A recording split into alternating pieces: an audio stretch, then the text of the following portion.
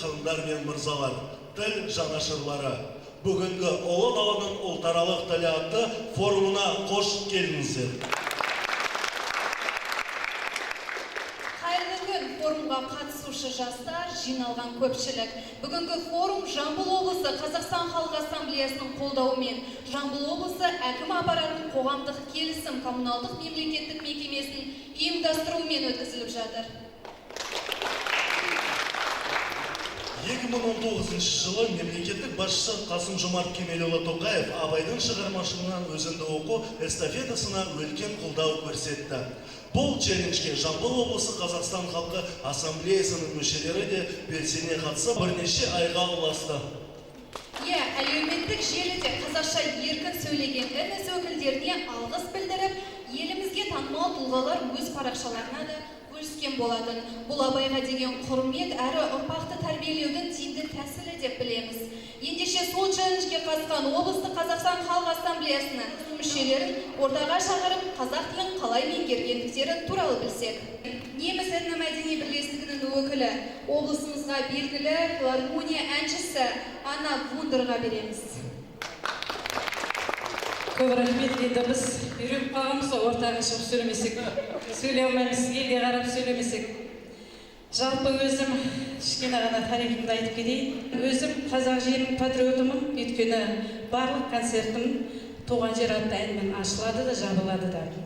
Сондай-ақ өзім Сарысу ауданынанмын, сол жерге өмірге келдім, сол жерге кіндік қанымыз тамған жеріміз. Әрине ұлтым неміс болғанменен осындай қазақ жігітіне тұрмысқа шыққаннан кейін Жамбыл облыстық филармонияға қызметке келдім. Сол жерден кішкентайынан тай басып келатқаннан қазақ тілінен ән салып жүрміз. Сол филармониямыздың мәртебесін, біздің мемлекеттің мәртебесін көтеріп жүргенде осындай тілде өлең айтуға өзіме мақтаныш етемін. Өзім кейде ұмытта кетемін, қай ұлт екенімді расында айтайын. Әрине ана тілімді ұмытпауға хақым жоқ. Сонда да өзімнің қазір қазақ тілі өзім үшін ана тілі болып кетті. Сондықтан бұл тілді сүю мүмкін емес, ол тілді сүюіміз керекпіз. Қазақ тілін жетік меңгеріп, ұлтаралық қарым-қатынас тілі ретінде қолданып жүрген Махмұд Қашғари атындағы Үйрен этномәдени бірлестігінің төрайымы Мұхаббат Тұрдыева ханымға сөз кезегін берсек. Саламатсыздар ма, бүгінгі форумға қатысушылар.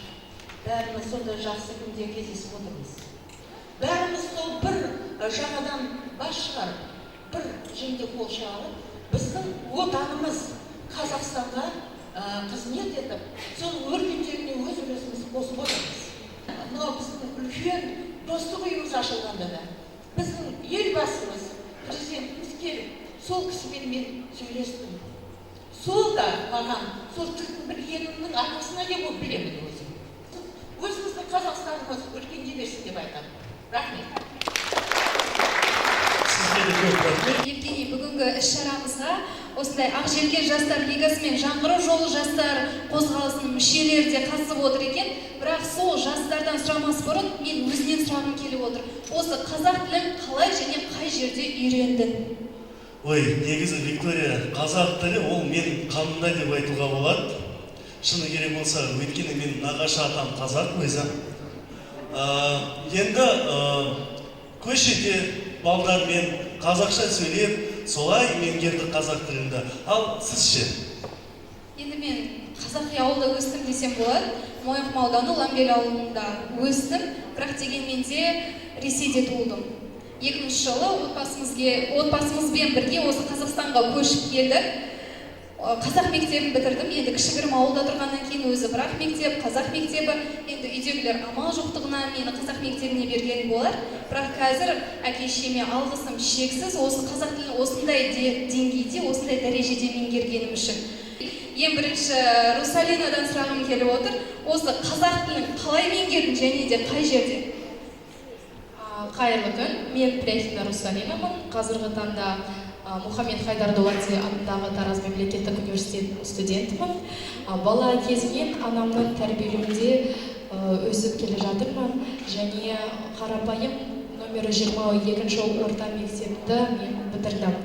орыс тілі ортақ тілі болғандықтан қазақ тілде тек қана қазақ тілі пәнінен сөйлестік және сол пәнде жақсылап үйрендік. Қаным орыс болса да бәрібір менің жүрегім қазақ болып соғады. Мен қазақ мектебін бітірдім, университетті қазақ группасында бітірдім. Енді мен орысша үйреніп келе жатырмын десем рас. Енді келесі сөз кезегін Ругаяға бергім келіп отыр. Қазақ тілінде көп өлеңдер айтам, әндер айтам. Енді бір қайырмасын айтсам болады ма? Берсең жақсы болатын еді. Жеті суық жерім, жерұйығым, менің туған далам. Алатауым, тағым, қаратауым, бағым, гүл жайнаған. Балқашымның гүлі, таразымның төрі, ең байқаған. Оңтүстікте өткен сұлулығын көркем тіл байлаған. Осы орайда мемлекеттік тілдің мәртебесін асқақтатып, аянбай еңбек етіп жүрген тіл жанашырлары ортамызда отыр. Мемлекеттік тіл әлеуметтік баспалдақ тақырыбында алғаш кезеген облыстық ассамблеяның Тараз қалалық Вынхуа дүнген этномәдени бірлестігінің мүшесі Нұралиева Динара Хаттамовнаға берсек. Армысыздар, құрметті отандастар. Менің атым Нұралиева Динара Хаттамовна, ұлтым дүнген Вынхуа этномәдени бірлестігінің мүшесімін. Енді өзім туралы айтатын болсам, бір жылдың ішінде мемлекеттік тілде еркін сөйлеп, өз ойларын жеткізіп үйрендім. Қазақ тілі тек қана мемлекеттік тіл емес, қазақ тілі достық тілі болсын. Қазақстан жасасын, отанымыз әрқашанда гүлдене берсін. Рахмет. Осы тақырып турасында Жамбыл ауданы Барбан күрділер этномәдени бірлестігінің мүшесі Сабри Асановқа сөз берсек. Саламатсыздар ма, форумға қатысушылар. Бүгінгі мына тіл мәселесін қозғап отырмыз ғой. Бұл бәріміздің жаңағы ортақ бір мемлекетте тұрып жатқаннан кейін ол біздің парызымыз. Оны білуіміз керек бәрімізде. Мен мына Буралик ауылында тұрамын. Біздің жаңағы үлкен мәдени орталығымыз бар. Өрде мәдени үй бар бізде. Өрде бөлме ашылған. Жаңағы қазақ тілінде, мемлекет тілде жаңағы біз дәріс беріп оқытамыз. Біздің этнос өкілдерін басқа ұлттар да келіп оқып отыр. Мінекей сол Қазақстанның халқына, еліне мен осыны пайдаланып отырып, бәріңізге айтатын рахметімізді айтамыз осы елге, осы халыққа. Келесі сөз кезегі филология ғылымдарының докторы, профессор Сәмен Құлбарақов мырзаға беріледі. Рахмет. Бүгін бір әдемі, жүрек жарды сөздерді естіп отырмыз.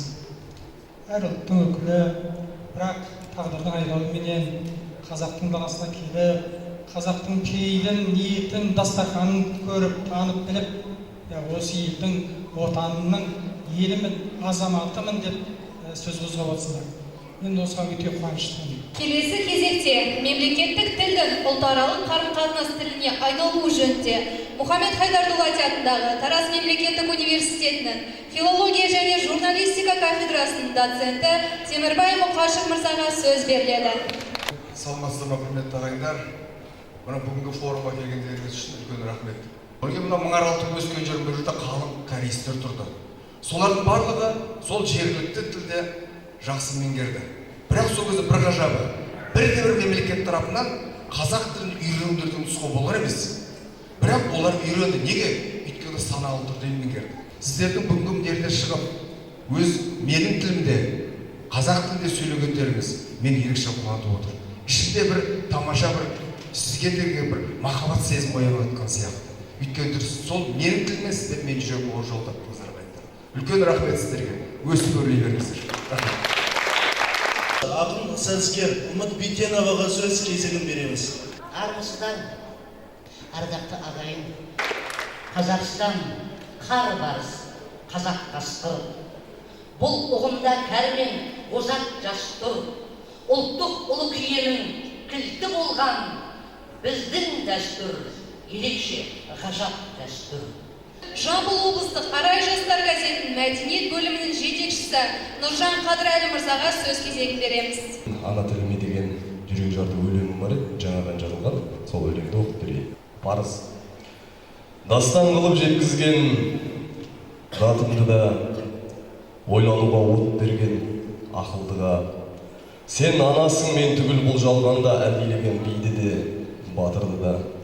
Сенің атың жазулы жарамда да, жарам үшін ешқашан алаңдама. Сен анасың жырға да, тарихқа да, қаламға да, мендегі ғаламға да. Ыдырамас ынтымақ ырзық дара, мен бағыңды күзеткен мұңлық бала. Сен анасың тілекпен батаға да, адалдықпен ар намыс шындыққа да. Құның айға қадірлі сыйың күнге, төрің бүкіл қазақтың биігінде. Сен анасың ұстазбен ұрпақ түгіл парасатқа, білімге, мейірімге. 2020 жылы қазақ халқының ұлы ақыны, ағартушы, жазба қазақ әдебиетінің негізінің қалаушы, композитор Абай Құнанбаевтың 175 жылдығы аталып өтпек. Абай Құнанбаев әсемпаз болма әрнеге, әсемпаз болма әрнеге, өнерпаз болсан арқалан, сен де бір кірпіш дүниеге, кетігін тап табар қалан. Қайрат пен ақыл жол табар, қашқанға да қуанға, әділет шапқат кімде бар, сол жараса туанға. Бастапқы екеуі сынғысыз, біте қалса қазаққа, алтын жалын артымыз, барар едің қай жаққа. Жамбыл облысы Қазақстан халқы ассамблеясы өзге ұлт өкілдеріне мемлекеттік тілді дәріптеу мақсатында ұлы даланың ұлтаралық тілі эстафетасын Алматы қаласынан қабылдап, Шымкент қаласының этномәдени бірлестіктеріне және барлық облыстарына жолдайды.